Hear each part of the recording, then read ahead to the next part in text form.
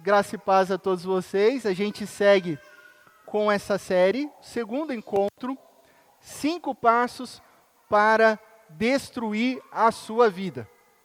É exatamente isso que você leu. 5 passos para destruir a sua vida. Se você, pastor, que série é essa? Que loucura é essa dentro da igreja, destruir a sua vida? Bom, se você não estava aqui semana passada, eu preciso te explicar 2 coisas bem importantes. O título da série e os títulos das mensagens são irônicos, tá? Ok? Está comigo aqui, eu estou sendo bem irônico. Obviamente, a gente não quer, ninguém deseja uma vida destruída, mas nós precisamos reconhecer os perigos, para que assim a gente evite que as nossas vidas sejam destruídas. Então, esse é o ponto. Nós vamos reconhecer os perigos. Semana passada, a segunda coisa importante que eu quero dizer para você, semana passada o tema foi como arruinar o seu casamento. Gente, depois da mensagem de domingo passado, a gente teve um feedback muito positivo durante a semana. Muitas pessoas perguntando, muitas pessoas entraram em contato comigo, muitas pessoas solicitaram os slides. Você consegue os slides em PDF para você revisitar. Um tema muito importante, não somente para você que é casado, não somente para você que é noivo, mas para você que pensa em casar, para você que já tem 30 anos de casamento, para você que se preocupa com o casamento dos seus filhos. Um tema maravilhoso. Então, se você perdeu, você pode ouvir essa mensagem. Essa mensagem vai subir ainda hoje nas nossas redes, YouTube, Spotify e no Facebook, já instalada a semana passada. Mas com melhor qualidade, vai entrar no Spotify e também vai entrar no YouTube. De repente você gosta de Spotify, você está lá lavando a louça, você está lá ouvindo uma mensagem, você pode revisitar as mensagens da Igreja Presbiteriana do Parque. Bom, então vamos lá. Esse é o tema da série geral. Eu quero fazer uma pergunta muito séria para vocês hoje. E essa pergunta ela só vai fazer sentido ao seu coração, só vai fazer sentido ao meu coração, se nós respondermos essa pergunta honestamente. E presta atenção nessa pergunta. Responda ao seu coração. Houve algum momento na sua vida, na sua história, em que você esteve mais próximo de Deus do que o dia de hoje? Pensa aí. Hoje, você se sente mais próximo de Deus na sua jornada, ao longo da sua vida, olhando para trás?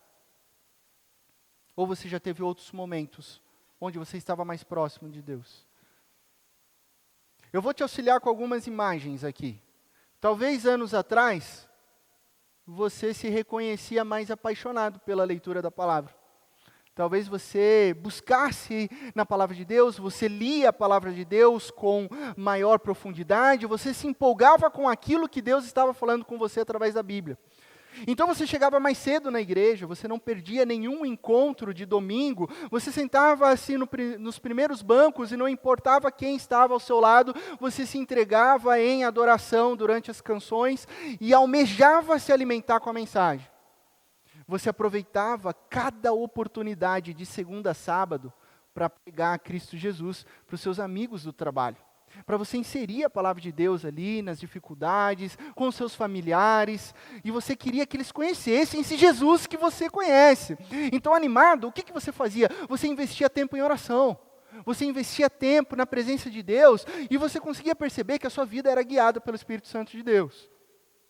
Só que aí, em algum momento do percurso, e talvez você não saiba em que momento foi, quando foi, as coisas começaram a mudar. Algo começou a esfriar, algo começou a diminuir, e a paixão foi diminuindo. A pergunta é, por quê? Talvez essa seja a grande pergunta. Por quê? Eu vou contar a história.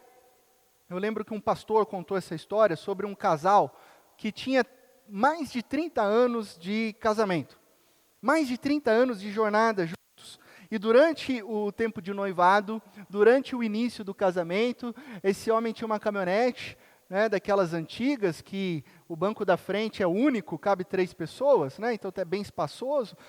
aquela caminhonete Guga que a gente sonha em ter, sabe? Mas nossas esposas não deixam gastar dinheiro com carro velho, lata velha, né? Elas chamam isso de lata velha, mas enfim, ficou aí o recado, a gente vai ter um dia. Mas sabe aqueles bancão, Ford anos 70, né? Aquela milona antiga, Fabrício, sabe? Aquela milona que a gente fica sonhando nos OLX da vida. E aí esse homem estava dirigindo, mão esquerda no volante, né? A mão direita meio que apoiada naquele bancão, e a esposa sempre se aconchegava ali no ombro dele. E assim foi o noivado, e assim foi o início do casamento, né? Só que anos depois, esse homem continuava dirigindo com a mão esquerda no volante, continuava apoiado aqui com o braço direito, só que agora sua esposa estava encostada mais para a janela, e olhando ali para a janela. Até que ela mesma, um dia pergunta assim, esposa, o que aconteceu que ao longo do percurso eu vim sentar aqui e não sento mais ao seu lado, né? Lembra de quando a gente dirigia assim, passeava assim? Ele parou, olhou para ela e falou assim, de fato, eu lembro. A única coisa que eu posso te dizer é que eu não me mexi. Existe um ponto na nossa história em que a gente estava mais perto de Deus. Talvez no passado, talvez anos atrás, talvez você se reconheça com isso. E nesse ponto, nesse sentido, lembre-se que Deus não se mexeu. Você que foi se afastando ao longo do percurso. Você que foi se distanciando aos poucos. Então, o tema de hoje é exatamente esse, né? O tema é como se afastar de Deus, né? Lembrando que estou sendo irônico, né? Seguindo a linha do título de toda a série, hoje eu vou te dar 5 passos de como você pode se afastar de Deus, tá? E te lembrar que afastar-se de Deus não é algo difícil.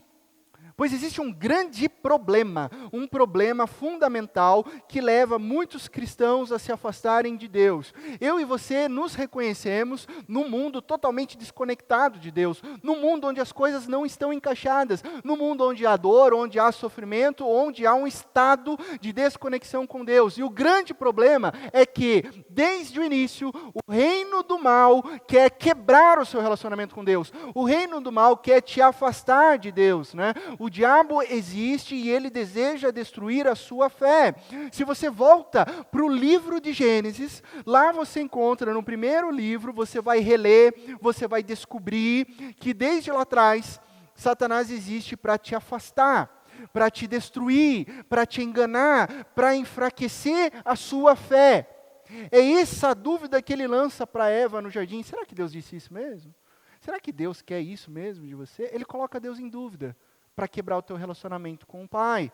Então essa é a especialidade do diabo, tentar nos distanciar de Deus. Por isso, quando a gente reflete numa série de 5 passos para destruir a sua vida, é justamente para que nós possamos reconhecer os perigos, e assim como Paulo disse lá em 2 Coríntios capítulo 11, que a nossa mente, a nossa mente corrompida, ela não se desvie, ela não se distancie, ela não se afaste da mais sincera e pura devoção a Cristo. Então a gente precisa reconhecer esses perigos, a gente precisa tomar cuidado. Então eu vou te convidar para você abrir a sua Bíblia, você que é old school e traz a sua Bíblia na igreja, isso é maravilhoso, né? Sempre trazer a sua Bíblia, a minha Bíblia está aqui. Abra ela no texto de Hebreus capítulo 2, verso 1 ao 4. Ou você que já é moderno, antenado e tem um aplicativo da Bíblia, da YouVersion, e se você não tem, quer saber como ter, você pode procurar qualquer jovem aqui da igreja, Leonardo, Matheus Klein, Felipe, Thaís, vai te ensinar como baixar esse aplicativo. Hebreus capítulo 2, do verso 1 ao verso 4. E vamos ler a palavra de Deus. Hebreus capítulo 2, do verso 1 ao verso 4, o texto está projetado aqui também, e diz assim a palavra de Deus: Por isso é preciso que prestemos maior atenção ao que temos ouvido, para que jamais nos desviemos. Por quê? Se a mensagem transmitida por anjos provou a sua firmeza, e toda transgressão e desobediência recebeu a devida punição, como escaparemos se negligenciarmos tão grande salvação? Essa salvação primeiramente anunciada pelo Senhor, foi-nos confirmada pelos que a ouviram. Deus também deu testemunho dela por meio de sinais, maravilhas, diversos milagres e dons do Espírito Santo, distribuídos de acordo com a sua vontade. Versículo 1, por isso é preciso que prestemos maior atenção ao que temos ouvido, para que jamais nos desviemos. Feche os teus olhos, vamos orar. Pai de amor, nós te louvamos e te agradecemos por essa manhã tão preciosa. Nós somos gratos a Ti, Jesus, porque o Teu Santo Espírito nos trouxe aqui nessa manhã. Não foi coincidência, mas sim, o Senhor nos trouxe aqui para falar profundamente aos nossos corações. Então nós pedimos, Pai, que o Senhor blinde o nosso interior, que o Senhor mantenha os nossos olhos fitos em Cristo Jesus, para que a gente possa entender a mensagem que vem do Senhor. Santo Espírito de Deus sopra sobre essa igreja, sobre os nossos corações e mentes, para que a gente receba o entendimento e a palavra que vem do Senhor. Em Cristo Jesus que nós oramos. Amém. Amém. Recentemente, mais precisamente em novembro do ano passado, eu tive o privilégio de celebrar um casamento. Celebrar casamento é uma das coisas mais preciosas, né, para a vida do pastor. Batismo, coisa linda, sabe, ver as bênçãos de Deus, as promessas de Deus sendo concretizadas. E o privilégio foi especial, porque eu celebrei esse casamento na praia. Olha só que interessante, a pessoa falou assim, pastor, vou casar na praia, você pode celebrar? Eu falei, nossa, que difícil na praia, né? Não, deve ser muito complicado, eu vou fazer um esforço, eu vou lá. E aí, obviamente, eu levei minha família, e o casamento foi num dia, a gente esticou mais um. A gente aproveitou lá na praia, eu falei assim, Isabela, minha filha de 9 anos, praia. Eu falei assim, ok, a gente fica um dia por lá. Minha esposa, digníssima, ama praia. Ama praia. O lugar para ela relaxar é praia. Só que ela fica na areia. Ela não entra na água. Ela não põe o pé na água. É areia. Fala assim, não sei o que é diferente, né? A gente pode ir num lugar de material de construção, de repente, você pode... Tem sol, tem areia, né? Não sei. Mas ela fica brava comigo, não entende. E extremamente oposto, eu e minha filha. A gente é água. Eu estou ficando um pouco velho, às vezes eu quero descansar, e ela fica, pai, vamos lá no fundo. A gente entra lá, passa a arrebentação e fica pulando onda. E é isso que a gente fez naquela tarde, naquele dia. E assim, horas brincando, e pula onda, bateu fome, né? Fome, pai, vamos voltar para a areia e vamos voltar lá com a mamãe. Daí a gente olha, cadê mamãe? A gente olha, cadê o nosso lugar? A mãe sumiu, onde ela está? Ela desapareceu, ela fugiu da gente, ela foi descansar e ela não sumiu. A gente que não tinha percebido que a corrente tinha levado a gente mais de 1 quilômetro para outro lado da praia, né? A gente ficou pulando ondinha, então ela puxava um pouco para o fundo, voltava para frente, não dava pé, e a gente só ficava atento ao fundo, mas não a lateral, né? E a corrente nos afastou sem que a gente percebesse. Uma corrente que estava nos levando tanto para o lado quanto para a deriva também, né? Então a gente estava bem atento para não ir para o fundo ali, né? Não tão fundo, mas ela estava nos levando. E hoje, por que eu estou dizendo isso? Porque hoje eu quero utilizar essa imagem dominante com você, a respeito da deriva. Talvez você não tenha percebido, mas existe um perigo real de nós nos afastarmos de Deus sem perceber, de ficarmos à deriva dele, né? E o que significa essa expressão, a deriva, né? E a deriva de Deus, ficar sem rumo, ficar sem direção, ficar sem energia, ficar sem vontade, deixando que qualquer vento, qualquer coisa, qualquer, sei lá, opinião ou visão te leve e te afaste de Deus. E é sobre isso que o autor de Hebreus está falando comigo e com você. Eu quero frisar o verso 1, porque é assim que ele diz, por isso é preciso que prestemos maior atenção ao que temos ouvido, para que jamais nos desviemos, jamais nos afastemos, jamais nos derivemos de Deus. Se é que existe, né, a conjugação de derivar e ficar à deriva, né? Se não existe, acabei de inventar, né? A palavra, mas por que eu estou enfatizando isso? Porque a palavra bíblica aqui, grega, para esse desvio, para essa tradução que nos chega hoje, paharem, é literalmente um termo náutico. Olha que interessante. Essa palavra aqui é um termo náutico que significa o quê? Ficar à deriva. Então o autor, ele não lançou uma palavra ali à toa, ele lança com um significado, um termo que é muito comum para o contexto cultural ali. O pessoal ali daquela época, os leitores da época entendiam o que é essa questão de ficar à deriva no meio da navegação. Então o que a gente percebe aqui? Que o autor está dizendo, prestem atenção para que vocês jamais fiquem à deriva. Ou seja, para que vocês jamais se afastem de Deus sem direção, fiquem sem rumo, fiquem sem norte e vão se afastando cada vez mais de Deus. Tomem cuidado para não derivar-se de Deus. Como eu bem disse, a nossa série é irônica, então vou te dar 5 passos para você ficar à deriva de Deus. Né? Como que eu posso me afastar de Deus? Como que eu posso ficar à deriva de Deus? Vamos lá, passo 1. Qual que é o passo 1? Negligencie o seu tempo de Deus, com Deus. Esqueça, deixe Deus de lado. Faça o oposto do Salmo 63, verso 1. O que o salmista diz? Ó Deus, Tu és o meu Deus, eu te busco intensamente, a minha alma tem sede de Ti, todo o meu ser anseia por Ti, numa terra seca, exausta e sem água. Deixe tudo isso de lado. Não ouça o que o salmista está falando, esqueça, que buscar Deus o quê? Que buscar intensamente Deus o quê? E que saciar a alma em Deus? Eu vou deixar de ler a Bíblia. Ela é viva, ela molda meu coração, e eu não quero isso, eu não quero ser renovado, eu não quero ser transformado. Aí você vai deixando, aí você não adora, aí você não vem na igreja, aí você, enfim, sei lá, programa o seu domingo de outra maneira, você dorme até meio-dia, é o único dia que eu tenho para descansar, então essa vai ser minha justificativa para não me encontrar com Deus. Ou você acorda cedo no domingo, porque você é acostumado a acordar cedo, mas você fala assim, nossa, eu acho que eu vou correr no parque, não, eu acho que eu tenho um grupo de bike e eu vou pedalar, não, eu acho que eu vou conversar com os amigos, eu vou jogar beach tênis lá com o grupo que está justamente no domingo de manhã. Não, eu vou ficar em casa mesmo, acordei cedo, mas eu vou assistir Fórmula 1, eu quero saber ali como é que está o Lewis Hamilton. Enfim, você faz qualquer coisa para se afastar de Deus.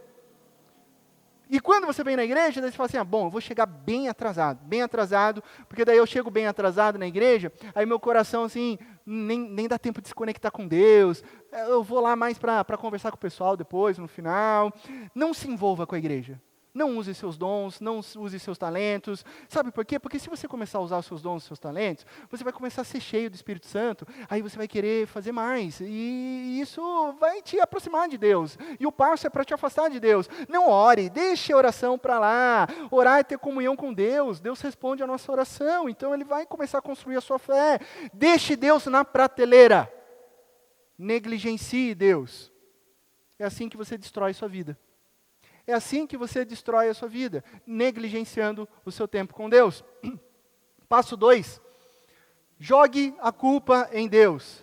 Esse é o passo clássico, né? Deu errado, alguma coisa deu errado na sua vida? Jogue a culpa em Deus, né? Esqueça aquela bobagem de Provérbios capítulo 3, verso 5. Olha o que Provérbios diz. Confie no Senhor de todo o seu coração e não se apoie no seu próprio entendimento. Que nada. Confie em você. Você é mais. Segue teu coração. Você é forte. Você é inteligente. Você tem capacidade. Para que ficar confiando em Deus? Você pode, você consegue. Para com esse negócio de Bíblia. Para com esse negócio de ler. Matricule-se hoje mesmo naquele curso do Coach Gospel que te leva até as montanhas e chama os bombeiros depois, né? Mas isso vai mudar a sua vida. Esqueça completamente de Deus e confie no seu coração. Confie no seu coração. E se der errado? E se der errado? Sabe o que você faz? Pronto, você culpa a Deus, porque isso é a coisa mais fácil, né? E se algum cristão ou alguém aqui da igreja errar com você, puxa, melhor ainda. Sabe por quê? Porque daí você faz textão no Instagram, você posta lá, dizendo o quanto você odeia a igreja, o quanto você acha a igreja retrógrada, o quanto você está decepcionado, o quanto você tem nojo da igreja de Cristo Jesus. Afinal, ela é a noiva de Cristo. Jesus pode ter morrido por ela, mas você não. Jesus a ama, mas você odeia. Então fique longe da igreja também, jogue a culpa em Deus e fique à deriva. Isso vai arrebentar a sua vida. Isso vai arrebentar a sua vida. Passo 3, de como ficar à deriva de Deus: junte-se com más companhias. É claro, né? É fácil, óbvio, né? Se o objetivo é distanciar-se de Deus, junte-se com aqueles que já estão à deriva faz tempo. Junte-se com aqueles que já estão vivendo sem Deus há tempo. Olha só o que o apóstolo Paulo nos diz, verso 33 do capítulo 15 de 1 Coríntios. Não se deixe enganar, as más companhias corrompem os bons costumes. Fala para mim, olhando para esse texto, o que as más companhias fazem? Oi? Corrompem os bons costumes. Bom, então juntem-se a eles. Eles terão incríveis e infalíveis conselhos para destruir, sabe o quê? O seu casamento. Quando você tiver uma briga com a sua esposa, aquele a sua má companhia vai falar: não vai conversar com o pastor não, vamos comigo lá numa boate, vamos comigo beber, trai a sua esposa, ela deve estar te traindo mesmo. Quando você tiver um problema com alguém, com o seu chefe do casamento, com o seu relacionamento profissional, não busque conselhos na Bíblia, busque conselhos com as más companhias, que vão te ensinar o quê? A vingança, a dar o troco, a nunca perdoar, e claro, te desviar de Deus. Vai ficar andando com crente agora? Onde já se viu andar com crente? Um cristão? O cristão vai te fortalecer, um cristão vai te encorajar a se aproximar de Deus. Né? Se você tem um amigo, uma amiga cristão de verdade, que te ama de verdade, certamente vai te confrontar quando você estiver errado. Aí você não vai gostar, né? Você vai falar: está confrontando minha vida?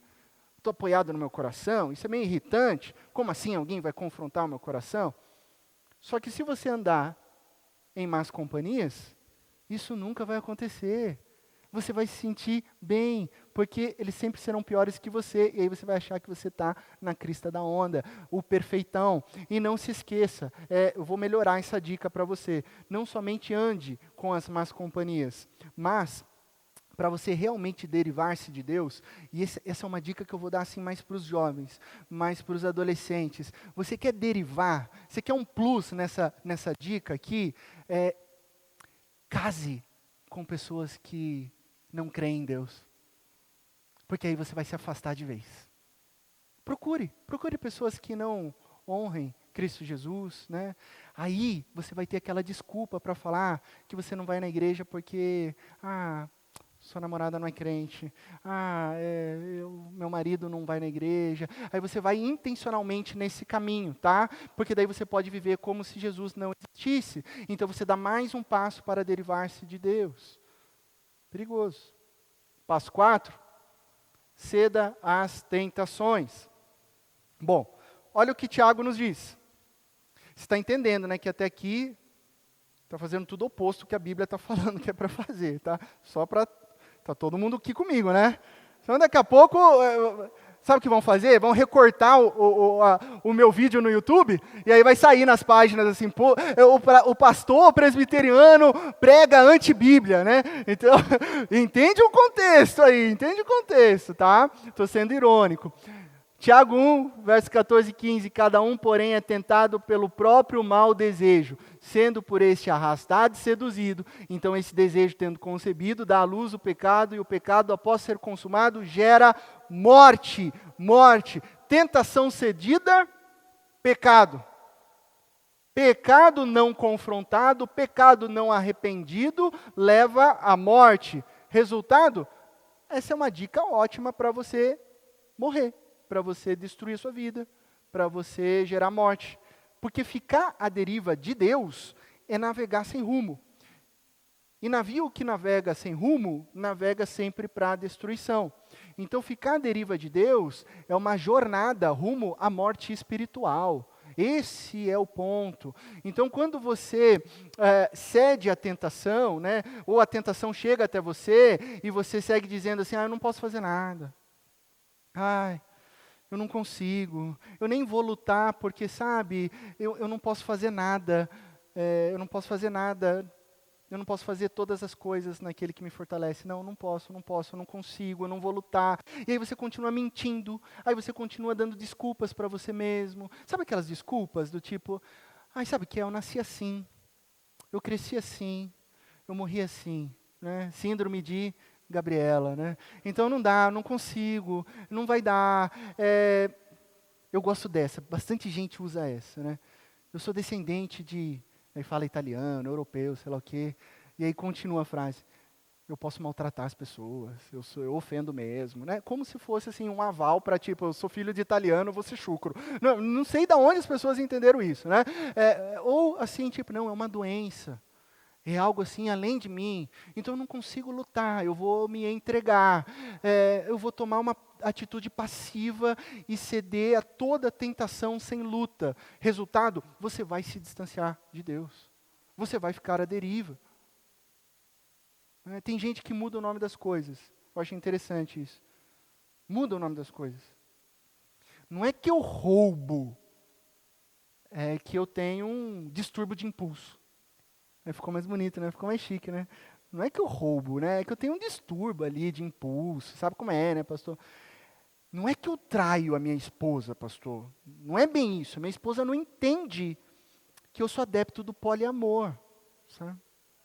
Aí ela tenta, assim, mascarar e entender. Minha esposa que não entende que caberia mais alguém aqui morando aqui em casa. Sabe umas coisas malucas que a gente vê, né? Não, pastor, não é que eu sou viciado em pornografia. Não, imagine. Eu sei me controlar, eu só estou consumindo um entretenimento adulto. Olha como fica mais bonito, né? Como fica mais chique. É a mesma porcaria. É o que está te afundando. São desculpas esfarrapadas e mentiras que estão te afastando de Deus. Então, ceda às tentações de forma passiva e você vai se distanciar de Deus.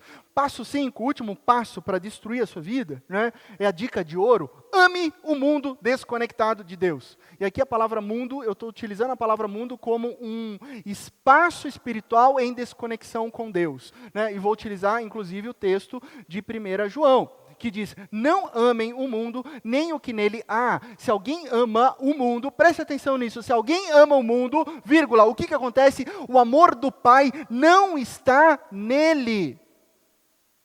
Percebe? É simples, é fácil. Você ama o mundo e o amor de Deus não está em você. E honestamente, provavelmente pode ter alguém aqui, ou pode ter alguém que esteja nos assistindo hoje, que sem saber ou intencionalmente já está fazendo isso, amando mais o mundo. Tudo que você pode fazer é amar o mundo, e Deus não pode viver em você. Aí o que você faz? É só cobiçar as coisas passageiras desse mundo, acreditar que a sua felicidade está no material, acreditar que o sentido da sua vida está na casa própria, no carro do ano, no dinheiro, né? Por isso você faz tudo, você se joga, você se sacrifica, você faz dívidas, você aumenta o seu crédito, você empresta dinheiro, você consome, e eu gosto muito dessa frase, você compra tudo o que você não precisa para impressionar as pessoas que você não gosta. Várias pessoas fazem isso, né? Você compra tudo aquilo que você nem precisa para impressionar as pessoas que você nem gosta, ou que nem gostam de você. De repente você põe lá no Instagram, eu tenho, eu comprei, eu fui. E você fica esperando que aquela pessoa que não gosta de você visualize seu story. Olha que loucura, né? Ainda bem que ninguém faz isso, né? E aí, você continua amando o mundo, não mais acreditando na Bíblia, né? Não seja generoso. Não faça diferença com as pessoas necessitadas, afinal isso vai atrapalhar os teus sonhos, né? Lembre-se que você precisa de cada centavo para te dar segurança, porque afinal o dinheiro vai te dar segurança, as riquezas serão o seu tesouro, e aí você não precisa mais de Deus. E aí você se afasta de Deus. Por isso que Cristo Jesus falou tanto sobre o problema das riquezas. Dá uma falsa sensação de segurança, onde você esquece de Deus. Então estão aqui os 5 passos para ficar à deriva de Deus. Negligencie o seu tempo com Deus, jogue a culpa em Deus, junte-se com más companhias, ceda às tentações e ame o mundo desconectado de Deus. E aí você pega tudo isso e cria um personagem, cria um fake para dar uma melhorada, sabe? Você mente, você finge que é cristão. Você finge que é cristão, só que a realidade do seu coração fica totalmente distante de Deus, né? Então você fala, se a pessoa pergunta, você fala, eu sou cristão. Sabe, se a pessoa pergunta, de repente você está falando um monte de bobagem com alguém que você é amigo, nunca falou sobre Jesus, você nunca pregou para o seu amigo, daí de repente o seu amigo descobre Jesus e fala alguma coisa com você, daí você fala, sério? Ah, você sabia que eu sou cristão? Eu vou lá na igreja presbiteriana do parque. Você não sabia, né? Estou contando aqui agora, por coincidência, né? Aí você vai vivendo a vida, mas a realidade do teu coração está distante de Deus. É uma vida fake, é um cristão nominal, sabe? Como sempre teve cristãos nominais, né? Na Bíblia, a Bíblia relata em Isaías, verso 29, capítulo 29, verso 13, esse povo se aproxima de mim, com a boca me honra com os lábios, mas o seu coração está longe, o coração está à deriva. Então é só da boca para fora, o coração está distante de Deus, né? É fácil fingir. De repente você está anos na igreja, aí fica mais fácil. De repente você é filho de pastor, nossa, filho de pastor, filho de presbítero. Você acha que essa carteirada aí já te salvou, né? Igual Jesus criticava os fariseus que eram filhos de Abraão e que achavam que só por serem filhos de Abraão, eles já estavam segurados. Hoje no mundo pós-moderno eu sou filho de presbítero, eu sou filho de pastor, eu estou aqui na igreja faz tempo, o meu avô plantou uma igreja sei lá o quê, e aí você fica seguro no que o seu pai fez, no que o seu avô fez, mas o seu coração mesmo está distante. Você fala o crentez fluente, e acha que isso está resolvido, né? Crentez fluente, não, conheço, né? Louvado seja Deus, glória a Deus, aleluia, graça e paz, paz do Senhor. Ei varão, ei varoa, bora lá comer aquele lanche depois do culto. Você conhece toda essa linguagem, mas você está distante de Deus, né? Você está na igreja todo domingo, você participa em ministérios, você dá aula para as crianças, você toca no louvor, você prega, você tem cargos, todo mundo acha que você é um cristão, mas por dentro, na sua vida, não há fome espiritual, não há desejo de conhecer Deus. Não há o desejo de ler a Bíblia, não há oração que não seja oração de domingo, não há tempo intencional para buscar esse Deus que você diz amar, mas que você não vive, e aí a vida segue a deriva, dia após dia, porque você não tem tempo com Deus, você não busca Deus, você se diz cristão, mas não conhece Jesus, você é um cristão nominal, você não é um seguidor de Jesus. Você não é um discípulo de Jesus, porque você nem conhece Jesus. Você não vive. Você deixou passar. Ô pastor, hoje pegou pesado, né? Poxa, pegou pesado com a gente aqui, né? Não, eu não peguei pesado com vocês. Porque essa palavra desafia o meu coração primeiro. Durante a semana, essa palavra desafiou o meu coração. Abriu a realidade do meu coração. Eu sou pastor. Eu trabalho com textos sagrados segunda a segunda. Eu trabalho com práticas espirituais de segunda a segunda. A minha vida devocional é semelhante à minha vida, digamos assim, profissional. Não gosto dessa palavra profissional, mas eu trabalho com os textos sagrados. E sabe qual é o perigo? E agora estou falando eu, pastor Laci. É eu me afastar de Deus lendo a Bíblia. Mas como, pastor? Será que isso é possível? É possível. Quando eu começo a ler a Bíblia só para fazer sermão. Quando eu começo a ler a Bíblia só para dar uma aula. Quando eu começo a ler a Bíblia para dar curso para missionário. Indo para a África. Por isso que eu amo lecionar para o Ministério Unici, porque lá eu encontro pessoas cheias do Espírito Santo, lá a gente volta a entender, né, reaviva o coração sobre o que é as coisas de Deus, mas eu corro o risco de começar só a montar aula, de começar só a lecionar, de ler a Bíblia para dar uma palestra num congresso, e não ter algo vivo no coração, e a palavra não está falando primeiramente comigo, e eu esquecer da minha prática devocional. Uma coisa é leitura de estudo, outra coisa é leitura para Deus, para ouvir a voz de Deus. É isso que nós precisamos, sabe? Eu corro o risco de me afastar de Deus, orando pelos outros, esquecendo de orar pela minha vida, pela minha espiritualidade, pela minha jornada, pela minha dependência de Deus. Me afastar de Deus e subir aqui no púlpito.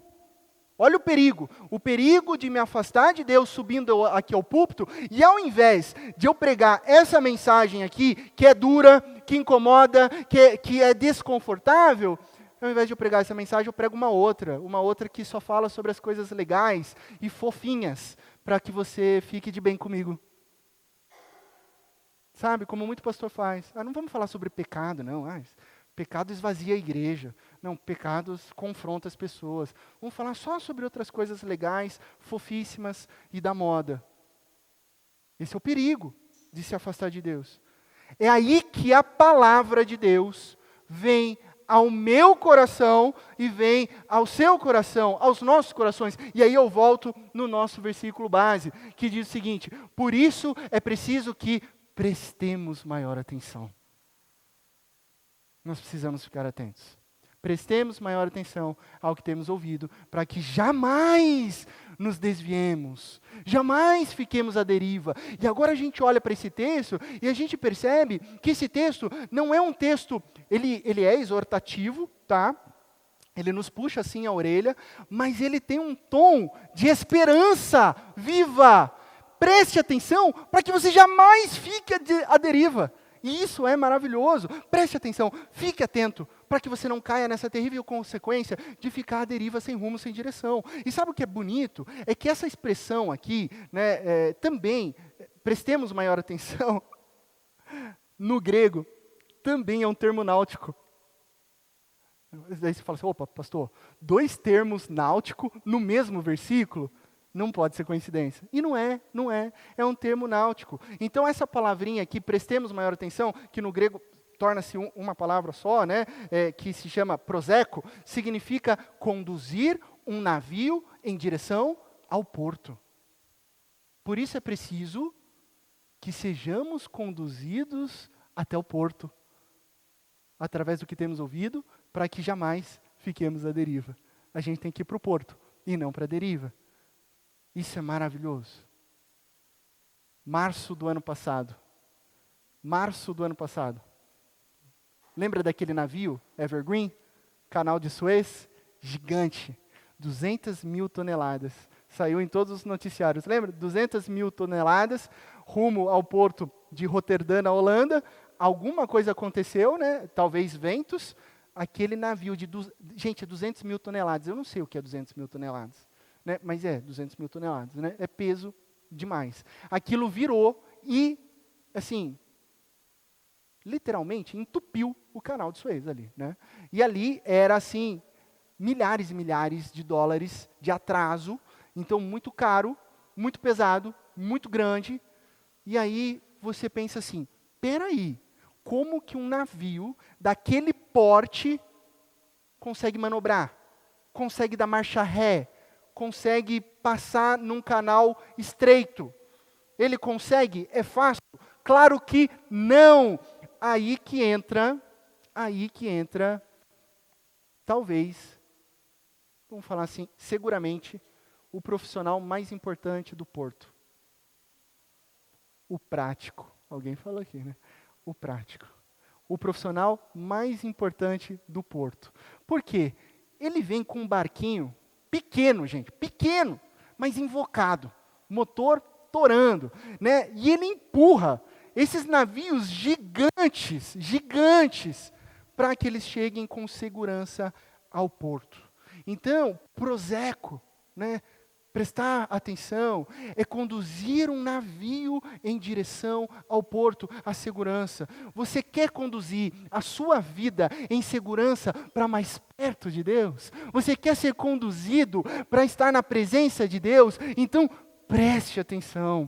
Então, preste não só uma atenção simples, mas a maior atenção. Porque hoje, nessa manhã, se você está aqui, é porque o Espírito Santo está dizendo ao seu coração: é hora de voltar. Você deu uma derivadinha? Volta. Você deu uma distanciadinha, né? Itapetininga a gente coloca tudo inho, né? Deu uma afastadinha? Você volta.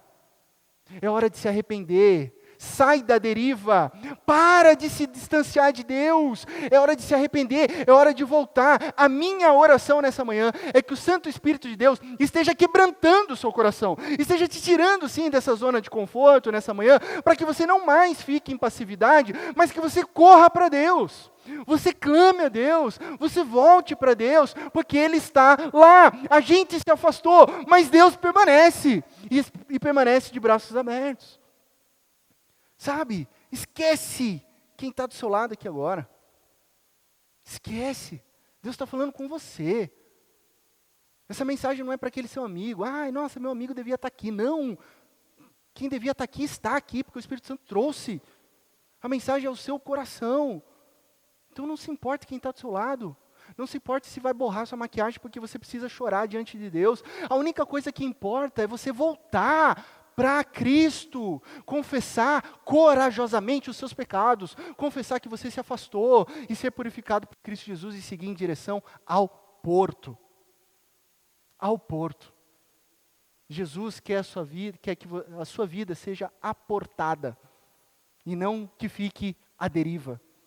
Aportar em segurança, aportar em rocha sólida, aportar na presença de Deus, para nunca mais se afastar. Nunca mais se afastar. Pastor, eu já me afastei. Pastor, eu acho que eu estava meio distante. Mas pastor, hoje eu estou voltando. Glória a Deus pela sua vida. Glória a Deus pela sua vida nessa manhã. Pastor, eu estou voltando e eu não quero mais, nunca mais me afastar de Deus. Como é que eu faço isso? Boa pergunta. Boa pergunta. Eu vou te responder com outra pergunta. Num contexto náutico, né? Estamos usando a imagem dominante de mar, navio. Se Jesus nos chama, Deus nos chama para aportar em segurança nele, o que faz um grande navio permanecer no porto? Hã? Parece que tem um instrumento, né? Oi? A âncora. A âncora. Por isso o autor de Hebreus continua, no capítulo 6, verso 19. Temos essa esperança como âncora da alma, firme e segura, a qual adentra o santuário interior, Cristo Jesus.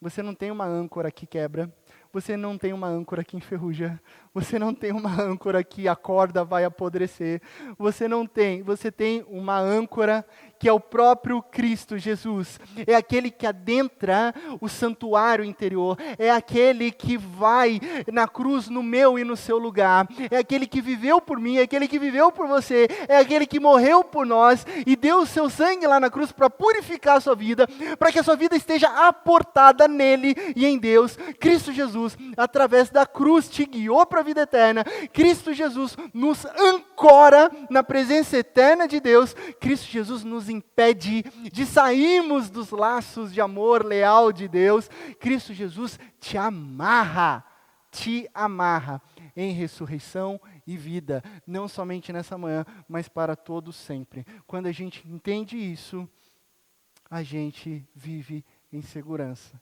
na segurança de que Cristo Jesus é a âncora das nossas almas. Você quer destruir a sua vida? Você se afaste de Deus. Você quer frutificar? Você quer ter uma vida segura e firme lá no porto? Cristo Jesus está aqui para ancorar a sua alma em Deus, hoje e sempre.